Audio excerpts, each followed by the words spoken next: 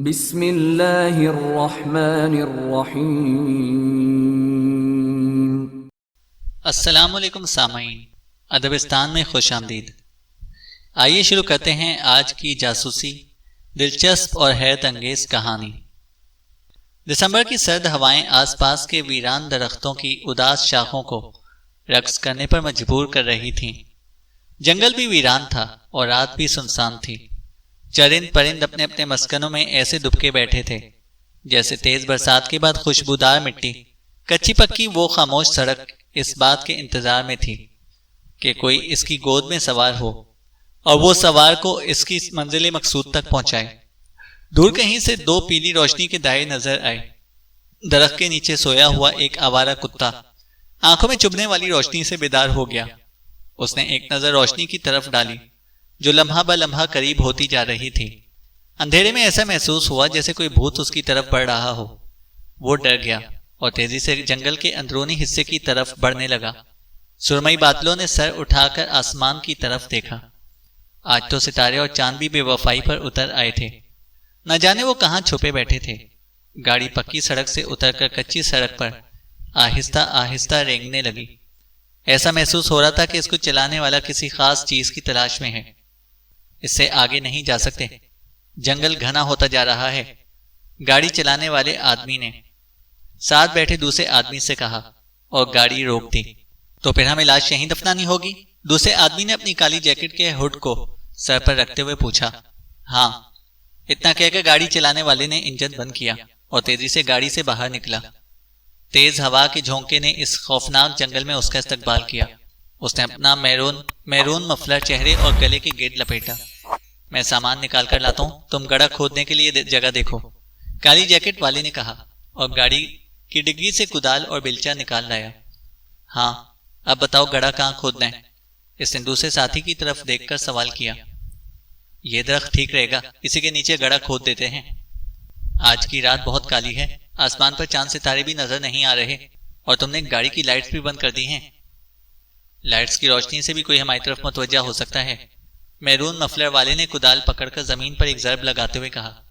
دوسرے نے سمجھنے والے انداز میں سر ہلایا اور گڑھا کھودنے لگا۔ تقریباً 1 گھنٹے کی محنت کے بعد گڑھا اتنا گہرا ہو گیا کہ اب وہ لاش دفنا سکتے تھے۔ اتنا گہرا کافی ہے، ایسا کرو کہ لائٹس جلا لو، بالکل بھی نظر نہیں آ رہا۔ ایک بار لاش گڑھے میں پھینک دیں گے، اس کے بعد لائٹس بند کر دینا، کہیں کوئی دیکھ نہ لے۔ میرون مفلر والے نے اپنا ڈر پیش کیا۔ فکر نہ کرو، اس جنگل میں کوئی بھی نہیں آتا۔ پچھلے 1 گھنٹے میں ایک بھی گاڑی یہاں سے نہیں گزری، کالی جیکٹ والے نے اطمینان دلایا۔ مفلر والے نے فرنٹ سیٹ کا دروازہ کھول کر انجن اسٹارٹ کیا۔ 1 گھنٹے کے بعد انہوں نے روشنی محسوس کی، اس لیے روشنی سے دوستی کرنے میں ان کی آنکھوں کو کچھ وقت لگ گیا۔ روشنی سے آنکھیں مانوس ہونے کے بعد وہ دونوں گاڑی کی ڈگی کی طرف بڑھے اور سفید چادر میں لپٹی لاش کو باہر نکالنے لگے۔ خون کے دھبے اس بات کی گواہی دے رہے تھے کہ چادر میں سموئے وجود کو کسی نے بہت بے رحمی سے قتل کیا ہے، یا اس کے ساتھ کوئی سنگین حادثہ پیش آیا ہے۔ وہ بھی لاش کو نکال ہی رہے تھے کہ کہیں دور سے انہیں ایک پولیس جیپ کی ہیڈ لائٹس اپنی طرف پڑتی نظر آئیں۔ اس سے پہلے کہ وہ کچھ سمجھ پاتے، جیپ میں سے چند پولیس والے باہر نکلے اور ان پر پستولیں تان کر بولے، اپنے آپ کو قانون کے حوالے کر دو اور خبردار بھاگنے کی کوشش کی تو۔ وہ دونوں بےچارگی کے عالم میں ایک دوسرے کی طرف اس انداز سے دیکھنے لگے جیسے کہہ رہے ہوں کہ کھیل ختم ہو گیا۔ کبھی کبھی میں سوچتا ہوں کہ ایک ہی بار کوئی لمبا ہاتھ مارا جائے، آخر کب تک چھوٹے چھوٹے فراڈ اور چوریاں کرتے رہیں گے؟ جمال نے اپنے گلاس میں مشروب ڈالتے ہوئے کہا۔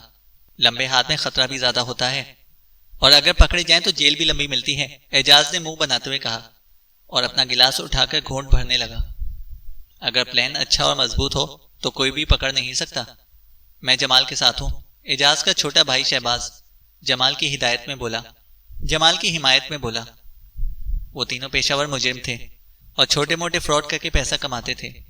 بظاہر جمال ملک کے ایک مشہور سیاستدان شفقت علی خان کا ڈرائیور تھا، لیکن صرف ڈرائیوری کی نوکری سے بھلا کہاں عیاشی کی جا سکتی تھی۔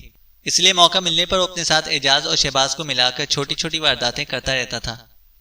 آج بھی وہ کافی دنوں بعد ایک ساتھ اکٹھے ہوئے تھے۔ کھانا کھانے کے بعد اب مشروب پینے کا وقت تھا۔ ابھی کچھ دن پہلے ہی انہوں نے 1 لاکھ روپے کمائے تھے اور اسی 1 لاکھ روپے کمانے کی دعوت اڑائی جا رہی تھی۔ تمہارے پاس کوئی منصوبہ ہے؟ اعجاز نے پوچھا۔ ہاں، ایک زبردست منصوبہ ہے، جمال نے ہلکے ہلکے نشے میں سرور بھرے انداز میں کہا۔ کیا ہے وہ منصوبہ؟ شہباز نے اپنے خالی گلاس کو دیکھتے ہوئے کہا اور بوتل پکڑ کر دوبارہ سے اپنا جام بنانے لگا۔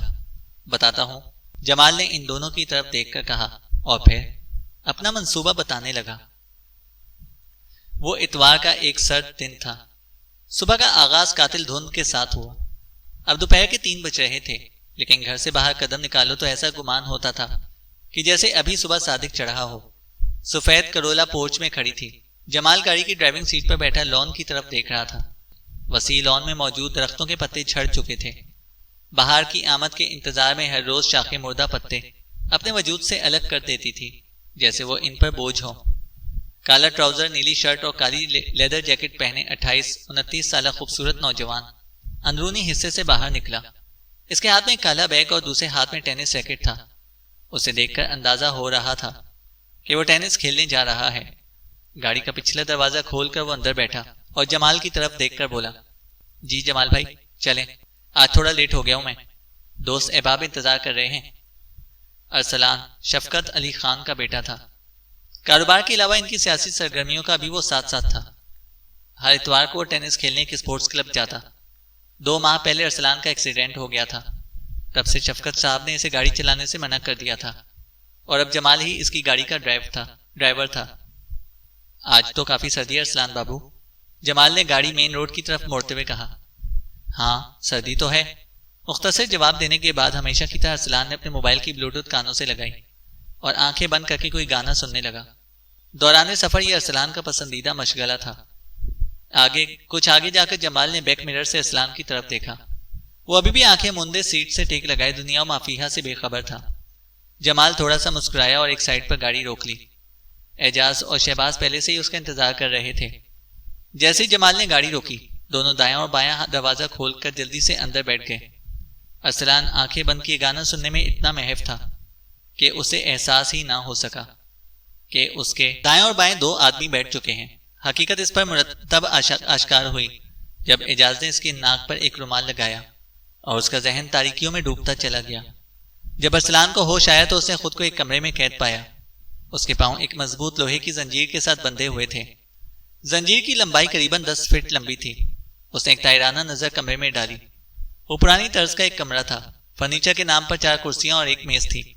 دیواروں پر کسی زمانے میں مالک مکان نے سفید رنگ کروایا ہوگا، جو اب وقت کے ساتھ ساتھ بدنما ہو چکا تھا۔ کمرے میں 2 دروازے نظر آ رہے تھے۔ ایک بڑا دروازہ یقیناً کمرے کا داخلی دروازہ ہوگا اور ایک نسبتاً چھوٹا دروازہ جو غالباً ملحقہ باتھ روم کا دروازہ تھا۔ وہ چھوٹے دروازے کے ساتھ ہی بندہ تھا۔ یقیناً اسے وہاں باندھنے والوں نے اس بات کا خیال رکھا تھا کہ وہ آسانی سے باتھ روم جا سکے اور انہیں بار بار اس کی رسیاں کھولنی نہ پڑیں۔ ذہن پر زور ڈالنے کے بعد اسے سب کچھ سمجھ میں آنے لگا۔ تو یعنی مجھے اغوا کر لیا گیا ہے، اور وہ بھی ہمارے پرانے ملازم نے، ارسلان نے خود کلامی کرتے ہوئے کہا اور خود کو زنجیر سے آزاد کرانے کی کوشش کرنے لگا، لیکن کوشش بے سود گئی۔ جمال کمینے، دھوکے باز، کہاں ہو تم؟ اب وہ زور زور سے چلانے لگا۔ شور سن کر جمال اپنے دونوں ساتھیوں کے ساتھ مسکراتا ہوا کمرے میں داخل ہوا۔ تو ہوش آ گیا ارسلان بابو کو؟ جمال نے ارسلان کی طرف دیکھ کر کہا۔ ہاں اب ہوش آیا، آستین کے سانپ کو اپنے سامنے دیکھ کر سب ہوش آ گیا۔ ہم سوچ بھی نہیں سکتے تھے کہ تم ایسا کرو گے، ارسلان بول رہا تھا۔ بابو آخر کب تک آپ کے گھر 15-20 ہزار کی نوکری کرتا؟ مجھے بھی پیسہ کمانا ہے، امیر آدمی بننا ہے، میرے بھی کچھ ارمان ہیں، جمال نے کہا۔ جیل میں جا کر تمہارے سارے ارمان پورے ہو جائیں گے، میرا باپ اور پولیس تمہیں چھوڑیں گے نہیں۔ ارسلان کے لہجے میں نفرت تھی۔ ارمان کا تو پتہ نہیں، پر تاوان ہم ضرور حاصل کریں گے، اور وہ بھی 1 کروڑ روپے، جمال نے کہا۔ تم چاہے پیسہ حاصل کر بھی لو، لیکن بعد میں پولیس تمہیں ڈھونڈ نکالے گی۔ تم نے ایک سابقہ وفاقی وزیر کے بیٹے کو اغوا کیا ہے، ارسلان نے کہا۔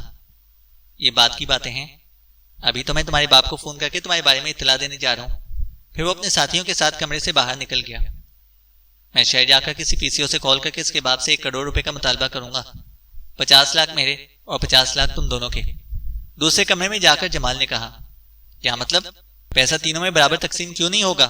شہباز جمال کی بات سن کر حیران ہو گیا۔ یہ تم اپنے بھائی سے پوچھو، وہ اس تقسیم پر راضی ہے، جمال نے کہا۔ جمال کا کہنا ہے کہ یہ پلان اسی کا ہے۔ پولیس کو پتہ چل جائے گا کہ ارسلان کو جمال نے اغوا کیا ہے. اس کے لیے پکڑے جانے کا خطرہ زیادہ ہے. ہم دونوں کو تو کوئی جانتا ہی نہیں، اس لیے ہم محفوظ ہیں. یہ کیا بات ہوئی؟ اگر جمال پکڑا گیا تو ہم بھی تو پکڑ لیے جائیں گے. خطرہ سب کے لیے برابر ہے. شہباز اعجاز کی وضاحت سے مطمئن نہیں ہوا. یہ بات میں پہلے اعجاز کو سمجھا چکا ہوں. ہمیشہ کی طرح اس بار بھی پیسے کے 2 حصے ہوں گے، ایک میرا اکیلے کا اور ایک تم دونوں کا. اور یہ کرولا گاڑی بھی میری ہوگی. میں اس میں کچھ تبدیلیاں کر کے بیچ دوں گا. یہ بات بھی اعجاز جانتا ہے. جمال کا لہجہ اب سخت تھا. شہباز اعجاز کی طرف ناپسندیدہ نظروں سے گھور رہا تھا. اب میں جا رہا ہوں، گاڑی یہاں ہی کھڑی رہے گی. میں ہیلمٹ پہن کر بائک پر جاؤں گا تاکہ کسی کی پہچان میں نہ آ سکوں. شفقت علی سے 1 کروڑ کی ڈیمانڈ کروں گا اور کل دن 10 بجے دوبارہ کال کرنے کا کہوں گا. اتنا کہہ کر جمال باہر آ گیا. اس گفتگو کی آواز اتنی بلند تھی کہ دوسرے کمرے میں موجود ارسلان سب کچھ سن رہا تھا. ان تینوں کا یہ جھگڑا دیکھ کر اس کا دماغ ایک پلان ترتیب دینے لگا. اتوار کے دن شفقت صاحب اپنی سیاسی اور کاروباری سرگرمیاں معطل کر کے گھر میں فیملی کے ساتھ ہی وقت گزارتے تھے. اس وقت بھی وہ اپنی بیگم کے ساتھ بیٹھے شام کی چائے پی رہے تھے کہ اچانک ان کے موبائل فون کی گھنٹی بجنے لگی. رانگ نمبر تھا. پہلے تو انہوں نے سوچا کہ گھنٹی بجنے دو. اکثر میڈیا اور دوسرے حضرات بلا وجہ فون کر کے تنگ بھی کرتے رہتے تھے اور انہیں اپنی فیملی کے ساتھ وقت گزارنے کا موقع نہیں ملتا تھا. آپ فون کیوں نہیں اٹھا رہے؟ بیگم شفقت نے پوچھا. شفقت علی نے ناگواری سے اپنی بیگم کی طرف دیکھا اور چائے کا مگ میز پر رکھ کر فون اٹھا کر کال ریسیو کی. ہیلو شفقت صاحب، غور سے سنیں. ارسلان بابو کو ہم نے اغوا کر لیا ہے. اگر آپ اسے دوبارہ زندہ سلامت دیکھنا چاہتے ہیں تو 1 کروڑ روپے کا انتظام کر لیں. میں کل صبح 10 بجے پھر فون کروں گا اور بتاؤں گا کہ پیسے کب اور کہاں پر لے کر آنا ہے. دوسری طرف سے جمال نے فلمی انداز میں اطلاع دی. کون ہو تم؟ آواز تو جانی پہچانی سی لگتی ہے. ارے تم تو جمال ہو. ارسلان تو تمہارے ساتھ ہی کلب گیا تھا. جی جناب، صحیح پہچانا، آپ کا پرانا خادم جمال. ایک بات اور، پولیس کو اطلاع کرنے کی غلطی مت کرنا ورنہ نقصان کے ذمہ دار آپ خود ہوں گے.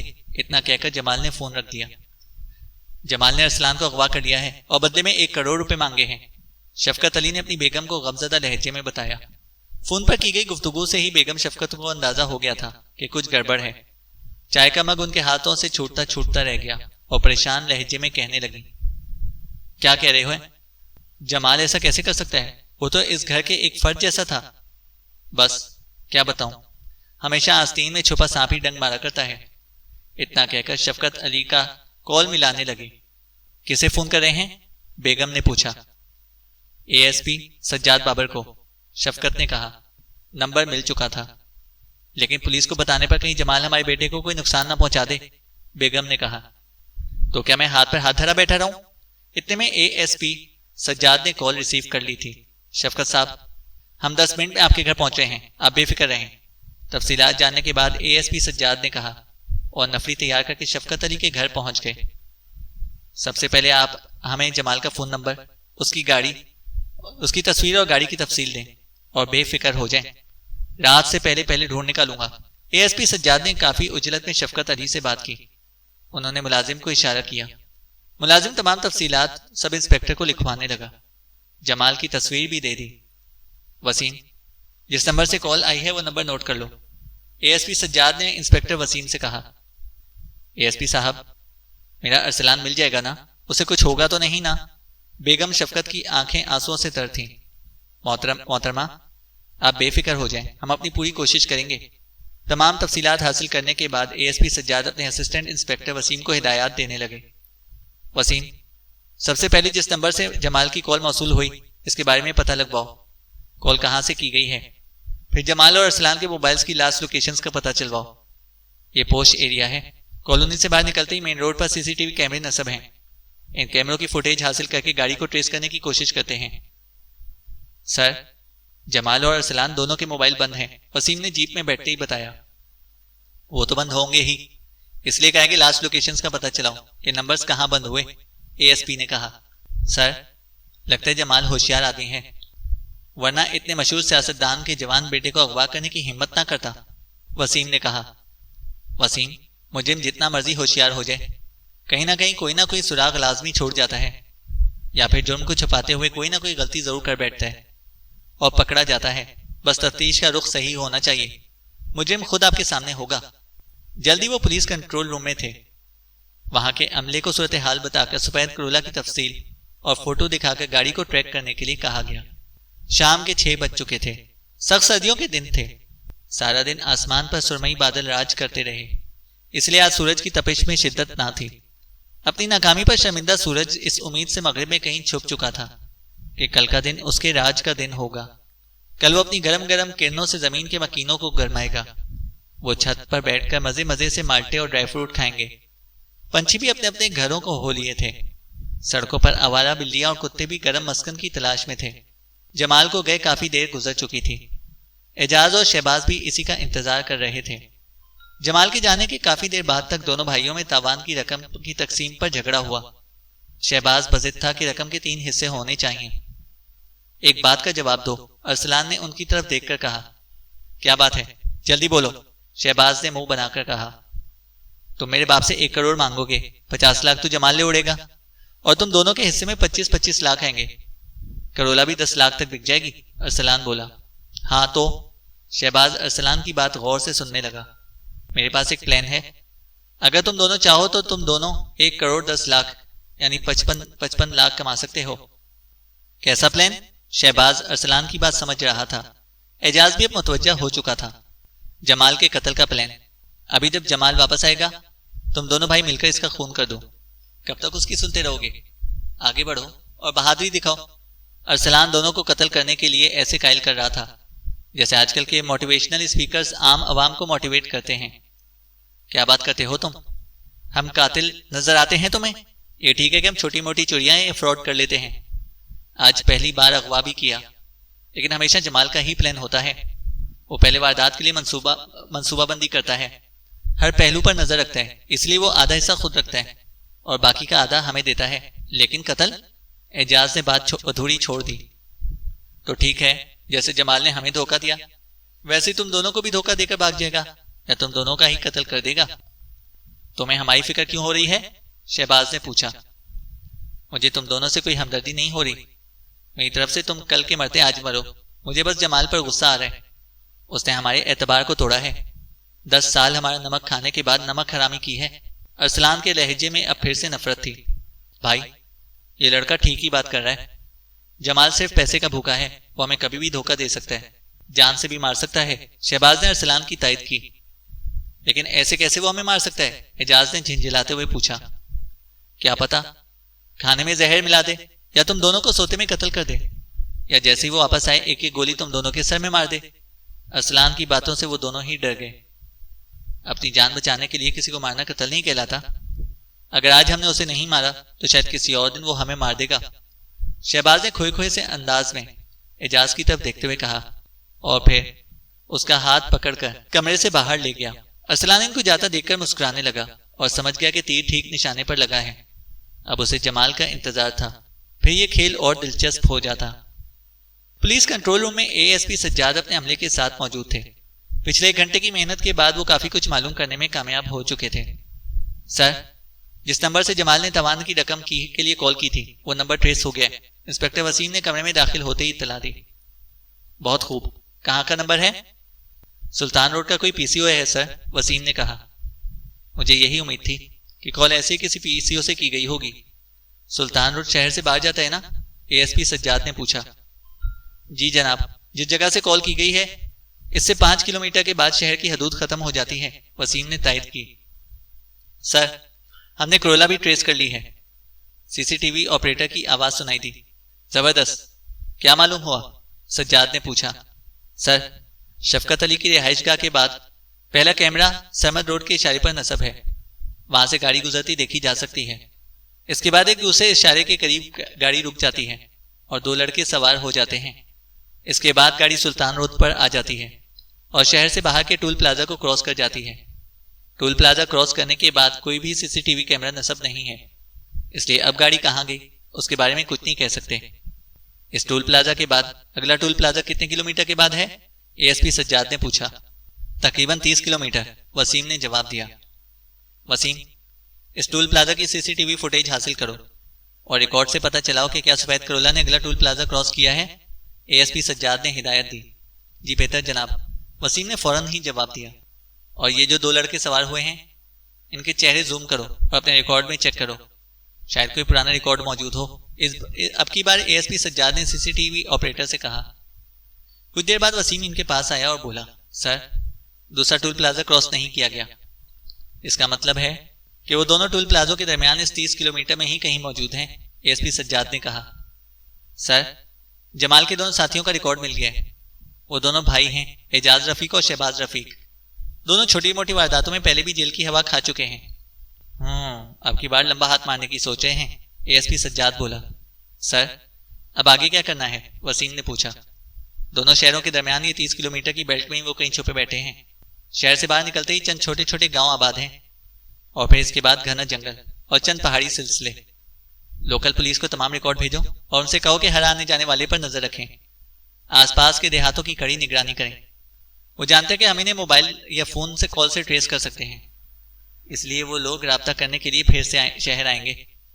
اس کے علاوہ آج ساری رات ہم بھی اس جنگل میں گشت کریں گے۔ اے ایس پی سجاد اپنے عملے کو اگلا لائحہ عمل بتانے لگا۔ ٹھیک ہے سر، اور جس پی سی او سے کال کی گئی تھی اس کی بھی نگرانی کراؤ، شاید وہ کل دوبارہ وہاں پر کال کرنے کے لیے آئے، اے ایس پی سجاد نے کہا۔ سر ایک بات ابھی پتہ چلی ہے کہ اعجاز اور شہباز کی پرانی رہائش اسی علاقے کے ایک گاؤں میں ہے، سب انسپکٹر نے بتایا۔ بہت خوب، لوکل پولیس کو اطلاع دو کہ وہ نفری تیار کر کے ان کی رہائش پر چھاپا مارے، ہو سکتا ہے وہ وہاں مل جائیں، اے ایس پی سجاد بولا۔ سر وہ باہر میڈیا والے کافی دیر سے انتظار کر رہے ہیں، ایک کانسٹیبل نے بتایا۔ وہ تو کریں گے ہی، چلو ان میڈیا والوں کو بھی جواب دے دیں۔ اتنا کہہ کر اے ایس پی سجاد کمرے سے باہر نکل گئے۔ شام کے 7 بجے کے قریب جمال کمرے میں داخل ہوا اور ارسلان کو دیکھتے ہی بولا، تمہارے باپ سے بات ہو گئی ہے، وہ 1 کروڑ دینے کے لیے تیار ہے، جمال نے کہا۔ میں جانتا تھا کہ وہ تاوان بھرنے کی حامی بھر لیں گے، ارسلان نے اطمینان سے کہا۔ اتنا یقین ہے اپنے باپ پر؟ جمال نے طنزیہ لہجے میں پوچھا۔ کیا نہیں ہونا چاہیے؟ الٹا ارسلان نے جمال سے پوچھا۔ اس کی بات سن کر جمال عجیب سے انداز میں مسکرایا اور اپنی جیب سے ایک دوسرا موبائل نکال کر ایک نمبر ملانے لگا۔ اپنا موبائل اور ارسلان کا موبائل پہلے ہی کہیں چھپا چکا تھا تاکہ پولیس لوکیشن ٹریس نہ کر سکے۔ سلسلہ ملتے ہی جمال نے لاؤڈ سپیکر آن کر دیا اور وہ کچھ دیر بات کرتا رہا۔ اسپیکر آن کرنے کا مقصد شاید ارسلان کو کچھ سنانا تھا۔ فون بند کرنے کے بعد وہ ارسلان سے کچھ دیر بات کرتا رہا۔ جلدی اعجاز اور شہباز بھی کمرے میں آ گئے۔ ان کو آتا دیکھ کر جمال نے کہا، تم دونوں کہاں تھے؟ دوسرے کمرے میں تھے، پر تمہارے آنے کا پتہ ہی نہیں چلا، اعجاز نے جواب دیا۔ شفقت علی پیسے دینے کے لیے مان گیا ہے، کل 10 بجے میں اسے دوبارہ فون کر کے ملنے کا مقام اور وقت بتاؤں گا۔ میں پیسہ حاصل کرنے کے بعد تمہیں فون کروں گا۔ تم ارسلان کو بے ہوش کرنا اور مقررہ جگہ پر لے کر پہنچ جانا، جمال نے ہدایات دی۔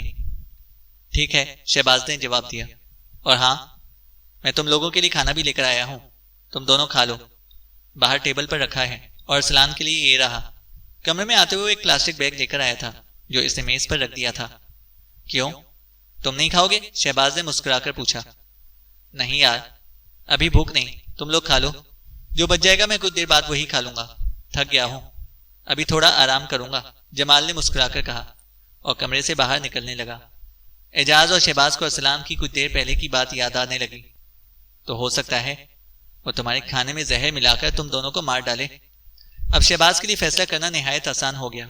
اس نے اپنی جیب سے پستول نکالا اور ایک آواز لگائی، اب تم ہمیشہ کے لیے قبر میں آرام کرنا۔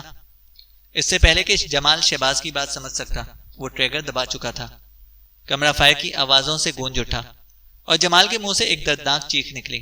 گولی سینے میں لگی، خون کا ایک فوارہ اس کے سینے میں بہنے لگا۔ شہباز نے ایک اور گولی چلا دی جو جمال کے پیٹ میں لگی اور وہ زمین پر گر گیا۔ اس کی حیرت زدہ آنکھیں اسی سوال کا جواب مانگ رہی تھیں کہ اس کے ساتھ ایسا کیوں کیا گیا، کیونکہ اس کی زندگی کی شمع بجھا دی گئی تھی۔ ہم جانتے ہیں جمال میاں، تم ہم دونوں کو مار کر ساری رقم خود ہڑپ کرنا چاہتے تھے، شہباز نے جمال کے قریب جا کر کہا۔ کچھ دیر کمرے میں موت کی سی خاموشی رہی۔ آخرکار اعجاز کی آواز سنائی دی، آج ہم قاتل بن گئے، اعجاز نے کھوئے کھوئے انداز میں کہا۔ اس کی نظریں ابھی بھی جمال کی لاش پر جمی ہوئی تھیں۔ مر گیا ہے یہ، اب اس کی لاش کا کیا کریں؟ ابھی رات کے سنسان ہونے کا انتظار کرو، رات 11-12 بجے کے قریب جنگل میں جا کر اس نمک حرام کو دفنا دیں گے۔ ارسلان نے اعجاز کے سوال کا جواب دیا تھا۔ اگر پکڑے گئے تو؟ شہباز نے پوچھا۔ اتنی شدید سردی میں رات کے وقت اس وقت کوئی بھی نظر نہیں آئے گا، تم بے فکر رہو، ارسلان نے جواب دیا۔ پھر ان دونوں نے جمال کی لاش کو ایک سفید چادر میں لپیٹا، زمین پر سے خون کو صاف کیا، گاڑی میں کچھ ضروری سامان رکھا اور رات 12 بجے کے قریب جمال کی لاش اسی سفید کرولا کی ڈگی میں ڈالی جسے آج دوپہر جمال چلا کر اس جگہ تک لایا تھا۔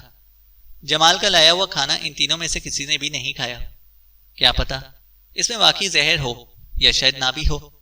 جیسے ہی ان دونوں نے جمال کی لاش کو ڈگی سے باہر نکالا، تیز چپتی ہوئی روشنی ان کی آنکھوں سے ٹکرائی۔ اس سے پہلے کہ وہ دونوں محتاط ہوتے، پولیس جیپ میں سے چند پولیس والے ہاتھوں میں پستولیں پکڑے باہر نکلے۔ اپنے آپ کو قانون کے حوالے کر دو اور خبردار بھاگنے کی کوشش نہ کرنا، اے ایس پی سجاد کی آواز گونجی۔ وہ ایک نظر میں ہی سارا معاملہ سمجھ گئے۔ اعجاز اور شہباز ان کے سامنے تھے اور سفید چادر میں لپٹی لاش یقیناً جمال یا ارسلان میں سے کسی ایک کی تھی۔ یہ لاش کس کی ہے؟ اے ایس پی نے پوچھا۔ جمال کی، شہباز نے لڑکھڑاتی زبان سے جملہ ادا کیا، جو اس وقت میرون مفلر گلے میں لپیٹے ہوئے تھا۔ اوہ، تو تم دونوں بھائیوں نے جمال کا خون کر دیا اور اب لاش دفنانے یہاں آئے ہو؟ اے ایس پی سجاد نے جمال کی لاش سے کپڑا اٹھا کر چہرہ دیکھ کر کہا۔ اٹھے ہوئے ہاتھ اور جھکے ہوئے سر اس بات کا اقرار کر رہے تھے کہ اے ایس پی سجاد کا اندازہ صحیح ہے۔ ارسلان کہاں ہے؟ اے ایس پی سجاد نے پوچھا۔ ہماری قید میں، اعجاز کی مری مری آواز سنائی دی۔ وہ کالی جیکٹ میں تھا۔ پھر اب دونوں کو ہتھکڑی لگا کر گرفتار کر لیا گیا اور انہی کی نشاندہی پر ارسلان کو بھی بازیاب کروا لیا گیا۔ جمال کی لاش پوسٹ مارٹم کے لیے فورنسک لیب بھجوا دی گئی۔ مان گئے سر آپ کو؟ 8 گھنٹوں میں ہی مجرم گرفتار کر لیے گئے، وسیم نے اے ایس پی سجاد کی تعریف کرتے ہوئے کہا۔ وہ صرف مسکرا دیے۔ لیکن سر، ایک بات سمجھ میں نہیں آئی، آپ کو کیسے اندازہ ہوا کہ وہ رات کے اسپیئر ہمیں یہاں ملیں گے؟ وسیم نے پوچھا۔ یہ پیسے کی ہوس بہت بری چیز ہوتی ہے وسیم صاحب۔ جب مجھے پتا چلا کہ جمال نے اپنے ساتھ 2 بھائی ملا کر اغوا کا منصوبہ بنایا ہے اور بطور تاوان 1 کروڑ روپے مانگے ہیں، تو مجھے خیال آیا کہ کہیں دونوں بھائی مل کر جمال کا خون نہ کر دیں۔ اکثر دیکھا گیا ہے کہ بڑی رقم ملنے کے بعد یا ملنے کی امید پر ہی ساتھی ایک دوسرے کا خون کر دیتے ہیں۔ میری چھٹی حص نے مجھے یہ احساس دلا دیا کہ اس بار بھی ایسا ہی ہوگا، کیونکہ اس بار تو 2 سگے بھائی ہیں، ان کے لیے تیسرے کا خون کرنا آسان ہوگا، اور اگر خون کر دیا تو لاش کو ٹھکانے لگانے کے لیے وہ لوگ جنگل ہی میں آئیں گے۔ اے ایس پی سجاد نے مسکراتے ہوئے بتایا۔ لیکن اگر ایسا نہ ہوتا، وہ دونوں جمال کا قتل نہ کرتے تو؟ وسیم نے پوچھا۔ تو کل جب انہوں نے پیسہ لینے شفقت علی سے ملنا تھا تو ہم نے گرفتار کر لینا تھا، اے ایس پی سجاد بولا۔ جو بھی ہوا اچھا ہوا، ایک مجھے مارا گیا، قتل اور اغوا کرنے والے دونوں بھائی گرفتار ہو گئے، ارسلان بھی بازیاب ہو گیا، وسیم نے خوش ہو کر کہا۔ پولیس ریکارڈ میں موجود اعجاز اور شہباز کے پتے پر لوکل پولیس نے چھاپا مارا تھا، لیکن اس گھر میں اب کوئی نہیں رہتا تھا۔ راستے میں انہوں نے شفقت علی کو فون کر کے خوشخبری بھی سنا دی اور انہیں معمولی رسمی کارروائی کے لیے تھانے بلا لیا گیا تاکہ وہ ارسلان کو اپنے ساتھ واپس گھر لے جا سکیں۔ کہاں ہے میرا بیٹا؟ جیسے ہی شفقت صاحب تھانے پہنچے، زوردار آواز سنائی دی۔ میڈیا کو بھی ارسلان کی بازیابی کی اطلاع مل چکی تھی، وہ بھی تھانے کے باہر موجود تھے۔ ارسلان کو دیکھ کر شفقت صاحب نے اپنے گلے سے لگایا اور پوچھا، تم خیریت سے ہو نا؟ انہوں نے مارا پیٹا تو نہیں؟ نہیں، میں ٹھیک ہوں، آپ بے فکر رہیں، ارسلان نے سرد لہجے میں جواب دیا، جسے شفقت صاحب کے علاوہ اے ایس پی سجاد نے بھی محسوس کیا۔ کیا ہوا؟ ایسے کیوں بات کر رہے ہو؟ چلو گھر چلتے ہیں، تمہاری ماں تمہارا انتظار کر رہی ہیں، شفقت صاحب نے کہا۔ ٹھیک ہے شفقت صاحب، آپ ارسلان صاحب کو اپنے ساتھ گھر لے جا سکتے ہیں، بس کچھ دیر میں روٹین کی کارروائی پوری ہو جائے گی، ہمیں صرف ارسلان کا بیان قلم بند کرنا ہے، اے ایس پی سجاد نے کہا۔ اے ایس پی صاحب، جمال اور اس کے ساتھی اعجاز اور شہباز نے مل کر میرا اغوا کیا۔ بظاہر ایسا معلوم ہوتا تھا کہ یہ سارا منصوبہ جمال کا ہے، لیکن حقیقتاً ایسا نہیں ہے، جمال نے کسی اور کے کہنے پر میرا اغوا کیا۔ ارسلان کی نظریں شفقت صاحب پر جمی تھیں۔ کیا کہہ رہے ہو میرے بچے؟ تمہیں کون اغوا کروانا چاہے گا؟ شفقت صاحب نے حیرانی سے پوچھا۔ آپ، میرے سوتیلے والد صاحب، آپ، ارسلان نے نہایت اطمینان سے جواب دیا۔ کیا؟ کمرہ کئی آوازوں سے گونج اٹھا۔ کیا کہہ رہے ہو؟ میں ایسا کیوں کروں گا؟ شفقت صاحب چلائے۔ تاکہ آپ میڈیا اور عوام کی نظروں میں ہمدردی سمیٹ سکیں اور اگلے ماہ ہونے والے الیکشن میں اس بات کا فائدہ اٹھا کر جیت سکیں، ارسلان نے کہا۔ میں ایسا نہیں کر سکتا، تمہارے پاس کیا ثبوت ہے؟ شفقت صاحب چلائے۔ اے ایس پی صاحب، جمال میرے والد کے پاس پچھلے 10 سال سے کام کر رہا ہے، بظاہر وہ ہمارا ڈرائیور ہے، لیکن حقیقت میں قتل، اغوا، پتہ خوری جیسے جرائم کرنا اس کا کام ہے۔ آپ ایک کام کریں، آج شام 7:05 پر میرے والد صاحب کو ایک نمبر سے کال آئی تھی۔ جس نمبر سے کال آئی وہ نمبر چیک کریں۔ وہ جمال کا دوسرا موبائل ہے جو آپ کو اسی گھر سے ملا جہاں میں قید تھا اور جمال کا خون ہوا۔ آپ موبائل کی لوکیشن بھی چیک کر سکتے ہیں۔ وہ جمال نے مجھے تاوان کے سلسلے میں فون کیا تھا؟ شفقت صاحب کی کمزور سی آواز سنائی دی۔ جی نہیں۔ میرے سوتیلے باپ کا اصل چہرہ دکھانے کے لیے جمال نے موبائل کا لاؤڈ اسپیکر آن کر دیا تھا، جس میں میرے باپ نے اقرار کیا تھا کہ اغوا اس کے کہنے پر ہوا، اور اس سے پہلے بھی جمال ان کے لیے کئی کام کر چکا تھا۔ ثبوت کے طور پر یہ میموری کارڈ پیش کر رہا ہوں۔ اتنا کہہ کر ارسلان نے اپنی کلائی پر بندھی گھڑی کا ایک بٹن دبایا اور ایک چھوٹا سا میموری کارڈ باہر نکلا۔ دیکھنے والے حیران رہ گئے۔ بظاہر یہ عام سی گھڑی لگتی ہے، لیکن اس میں کیمرہ، آڈیو اور ویڈیو ریکارڈ بھی ہو سکتی ہے۔ دوسرے لفظوں میں یہ ایک مکمل موبائل فون ہے۔ ارسلان نے میموری کارڈ ASP سجاد کے حوالے کرتے ہوئے کہا۔ جب مجھے اندازہ ہوا کہ جمال مجھے کچھ خاص بات بتانا چاہتا ہے تو میں نے اسے نظر بچا کر گھڑی میں ویڈیو ریکارڈنگ والا بٹن آن کر دیا اور ہاتھ کی پوزیشن ایسی رکھی کہ بہت آرام سے ویڈیو بن گئی، ارسلان نے بتایا۔ ASP سجاد نے اپنے موبائل میں میموری کارڈ ڈال کر ویڈیو چلا دی۔ ویڈیو میں جمال لاؤڈ اسپیکر آن کیے کسی سے بات کر رہا تھا، جو بلا شبہ شفقت علی خان کی آواز تھی۔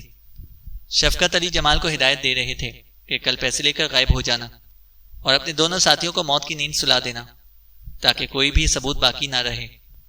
تم نے 10 سال سے میرا خوب ساتھ دیا، یہ 1 کروڑ تمہارا انعام ہے۔ کل پیسے لے کر کہیں غائب ہو جانا اور اپنے ساتھیوں کو بھی مار دینا۔ ارسلان کے اغوا کے ڈرامے سے میری مردہ سیاست ایک بار پھر سے زندہ ہو جائے گی اور میں اگلا الیکشن بھی جیت جاؤں گا۔ ہمدردی کا ووٹ اس ملک میں بہت کام آتا ہے۔ جو ویڈیو چلتی جا رہی تھی، شفقت صاحب کا رنگ اڑتا جا رہا تھا۔ اب ان کے پاس کہنے کو کچھ بھی نہیں بچا تھا۔ شفقت صاحب، میں جانتا ہوں کہ سیاست دان الیکشن کی بازی جیتنے کے لیے بہت سی چالیں چلتے ہیں۔ آپ نے بھی کئی چالیں چلی ہوں گی، لیکن آپ کی یہ شاید آخری چال ثابت ہوئی جو بری طرح ناکام رہی۔ اتنا کہہ کر ASP سجاد نے کانسٹیبل کو اشارہ کیا۔ وہ آگے بڑھا اور شفقت علی کو کرسی سے اٹھا کر حوالات کی طرف لے کر جانے لگا۔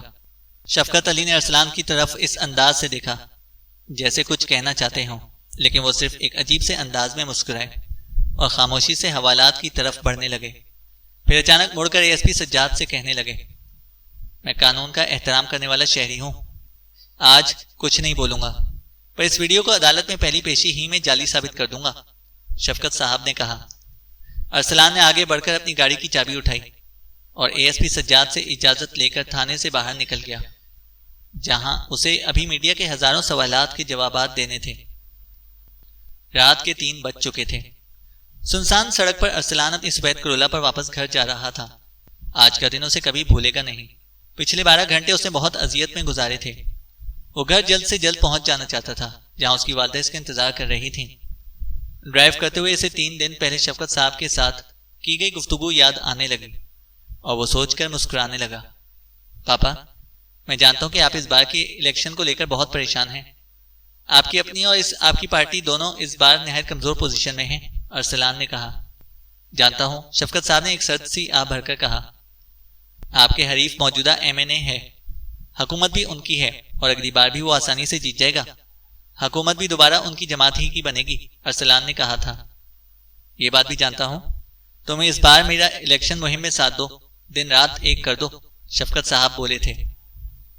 دن رات ایک کرنے کی ضرورت نہیں ہے، صرف ایک دن کی محنت ہی کافی ہوگی، ارسلان نے مسکرا کر کہا اور میز پر پڑا شفقت علی کا سگریٹ کا پیکٹ اٹھایا۔ کیا مطلب؟ میں سمجھا نہیں، شفقت صاحب بولے تھے۔ میرے پاس ایک پلان ہے۔ اب وہ ڈبی سے ایک سگریٹ نکال چکا تھا۔ کیسا پلان؟ الیکشن ووٹوں سے جیتا جاتا ہے اور ووٹ عقل کے صحیح استعمال سے ملتے ہیں۔ ہمیں اپنی عقل کا صحیح استعمال کرنا ہوگا۔ کوئی ایسی چال چلنی ہوگی کہ ووٹ خود بخود آپ کی جھولی میں گرے اور پھر اگلے 5 سال آپ کی بادشاہت کے نام۔ اب وہ لائٹر پکڑ چکا تھا۔ تو اس بار کیا ہے چال؟ شفقت علی نے تجسس بھرے لہجے میں پوچھا۔ میرے اغوا کا ڈرامہ۔ ارسلان نے لائٹر کا بٹن دبایا۔ نیلا اور لال شعلہ ہوا میں جھوم گیا۔ اوہ، سمجھ گیا، یعنی کہ ہم تمہارے اغوا کا ڈرامہ رچائیں گے۔ تمہیں کوئی اغوا کرے گا، بدلے میں تاوان مانگے گا، ہم تاوان ادا کریں گے۔ اس کے بعد میڈیا پر تمہاری مظلومیت دکھائی جائے گی۔ ہر چینل کے ٹاک شوز میں ہم جا کر حکومت کو برا بھلا کہیں گے اور حکومت عوام ہمدردی میں مجھے ووٹ دے گی۔ زبردست پلان ہے۔ شفقت علی تجربہ کار سیاست دان تھے۔ سیاسی داؤ پیچ کھیلتے ہوئے عمر گزری تھی۔ ارسلان کا اشارہ فوراً ہی سمجھ گئے تھے۔ بالکل یہی پلان ہے۔ آپ کو ایک قابل اعتبار آدمی ڈھونڈیں جو ہمارا راز رکھ سکے، ارسلان بولا تھا۔ تم اس کی فکر نہ کرو، جمال اس کام میں بہت ماہر ہے۔ وہ پہلے بھی میرے کئی اس قسم کے کام کر چکا ہے۔ ویسے تو تم اپنے سوتیلے باپ کو الیکشن جتانے کے لیے اتنی قربانی دو گے، میں نے کبھی سوچا بھی نہ تھا۔ وہ مسکراتے ہوئے بولے اور سگریٹ کا کش لگایا۔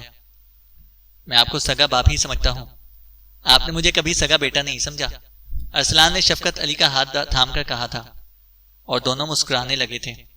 جھوٹ کہا تھا میں آپ کو پہلے دن سے سوتیلا باپ ہی سمجھتا ہوں۔ آپ نے ہمیشہ اپنی سگی اولاد کو مجھ پر فوقیت دی تھی۔ مجھے چھوٹی چھوٹی خواہشات کے لیے ترسایا ہے آپ نے۔ اپنے سگے بیٹے کی پسند کی شادی کروا دی، اسے لندن بھیج دیا۔ جس سے میں محبت کرتا تھا اور شادی کرنا چاہتا تھا، اس سے شادی کروانے کے لیے آپ نے انکار کر دیا۔ ارسلان خود کلامی کرتا چلا گیا۔ میں پہلے ہی جانتا تھا کہ آپ جمال کو مجھے اغوا کرنے کا کہیں گے۔ میں یہ بھی جانتا تھا کہ جمال اعجاز اور شہباز کے ساتھ مل کر آپ کے لیے کام کرتا ہے۔ وہ ان دونوں کو ساتھ ملا کر مجھے اغوا کرے گا۔ میں سوچا کہ میں دونوں کو جمال کے خلاف کر کے اسے مروا دوں گا۔ موقع ملنے پر کسی نہ کسی طرح جمال کے منہ سے آپ کے خلاف حقیقت بیان کروا کر اس کی ویڈیو بنوا کر پولیس میں دے دوں گا۔ آپ سمجھتے تھے کہ چال آپ چل رہے تھے، لیکن حقیقت میں آپ کی چال کے جواب میں میری چال چل رہی تھی۔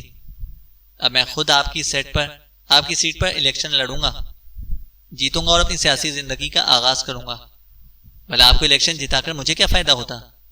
ویسے بھی الیکشن جیتنے کے لیے کسی نہ کسی کی قربانی تو دی ہی جاتی ہے۔ تو آج میں نے آپ کی قربانی دے دی، اپنے سوتیلے باپ کی قربانی دے دی۔ سیاسی زندگی میں یہ میری پہلی چال تھی۔ اب دیکھتے ہیں آگے اور کتنی چالیں چلنی پڑیں گی۔ یہی سب سوچتے سوچتے وہ اپنے گھر پہنچ گیا۔ اغوا کے واقعے کے 3 دن بعد ارسلان حسب معمول صبح صبح جاگنگ کے لیے گھر سے نکلا۔ اس نے الیکشن کمیشن میں اپنے کاغذات جمع کروا دیے، اور آج کل اس کا اغوا ہی ملکی سیاست میں موضوع بحث تھا۔ وہ اپنی کامیابی پر خوش ہو رہا تھا کہ اچانک ایک گولی چلنے کی آواز سنائی دی۔ گولی ارسلان کے دل کو چیرتی ہوئی جسم سے پار ہو گئی۔ قاتل نے 2 گولیاں اور اس کے سینے کا نشانہ لے کر فائر کیا تھا۔ ارسلان زمین پر گر گیا۔ دھند اور سردی کی وجہ سے ابھی سڑک پر اتنا رش نہیں تھا۔ نہ جانے کتنی ہی دیر ارسلان کی لاش زمین پر پڑی رہی۔ اس کی کھلی آنکھیں کسی کی مدد کا انتظار کرتی رہیں، لیکن کوئی بھی نہیں آیا، اور پھر اس کی دھڑکنیں رک گئیں، سانسیں بھی تھم گئیں۔ وہ شخص جسے اپنی پہلی چال پر بہت غرور تھا، اپنے باپ کی آخری چال کے آگے مات کھا گیا۔ ارسلان کو قتل کرنے والے کرائے کے قاتل حسین خان نے اپنی کامیابی پر خوش ہو کر ارسلان کی لاش کو ایک نظر دیکھا اور گاڑی میں بیٹھ کر دور چلا گیا۔ گاڑی چلاتے وقت اسے 4 دن پہلے شفقت علی سے کی ہوئی ملاقات یاد آنے لگی۔ حسین، ہو سکتا ہے ارسلان مجھے دھوکہ دے۔ اگر میں پکڑا گیا تو تم اسے قتل کر دینا۔ وہ روزانہ صبح صبح جاگنگ کے لیے قریبی پارک جاتا ہے، تم راستے میں کہیں بھی اسے گولی مار دینا۔ اگر میں کامیاب نہ ہو سکا تو وہ بھی کامیاب نہیں ہوگا۔ یہ میری زندگی کی شاید آخری چال ہوگی۔ شفقت علی خان کو دھوکہ دینے والا زندہ نہیں بچ سکتا۔ آپ بے فکر رہیں شفقت صاحب، جیسا آپ کا حکم ہوگا ویسا ہی ہوگا۔ آپ کی آخری چال ضرور کامیاب ہوگی، حسین خان نے سرد لہجے میں کہا تھا، اور آج اس نے ان کے حکم کے مطابق ارسلان کو مار دیا تھا۔ دھند میں اس کی گاڑی جلد ہی آنکھوں سے اوجھل ہو گئی تھی۔ ختم شد۔ چینل کو سبسکرائب کریں اور بیل آئیکن کو پریس کریں تاکہ ہماری ہر اپڈیٹ آپ کو بر وقت مل سکے۔